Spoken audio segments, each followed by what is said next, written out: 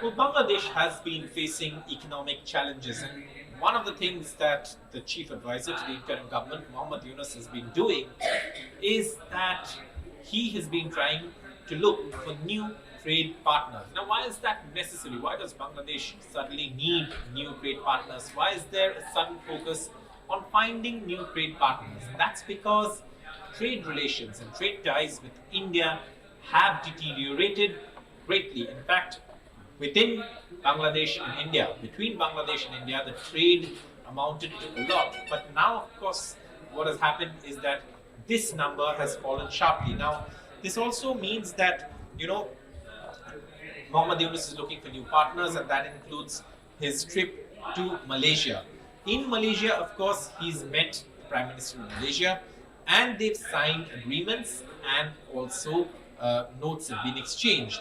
And in the pacts that have been signed with Malaysia, these include, in Yunus's vision to Malaysia includes cooperation in the field of higher education, training of diplomats, and in the halal ecosystem. These are the pacts that have been signed. Now, when it comes to MoUs, there are different sectors, including liquefied national gas supply, infrastructure, petroleum products, education, and trade.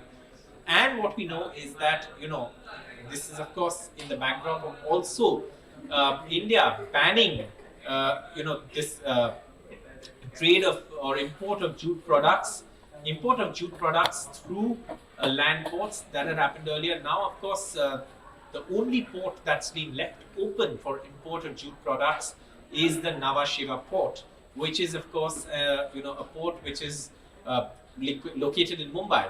Now, this, of course, also means that trade will again fall sharply, and jute, of course, is one of the items that Bangladesh imported to India, and that also form a part of the trade. In fact, all these measures of India taking steps to stop trade or put restrictions on how Bangladesh carries out its trade with great support from India have come in after Yunus's comments on India's northeast, projecting them as landlocked and projecting Bangladesh as the guardian of the seas, and also inviting China to come in and take advantage of that. That did not go down well with India, and since then, relationship has nosedived between India and Bangladesh, and we're seeing a fallout of that in the trade relations as well, with more restrictions on trade with Bangladesh, or more restrictions on imports from Bangladesh that have been ordered by the DGFT, or the Directorate General of Foreign Trade.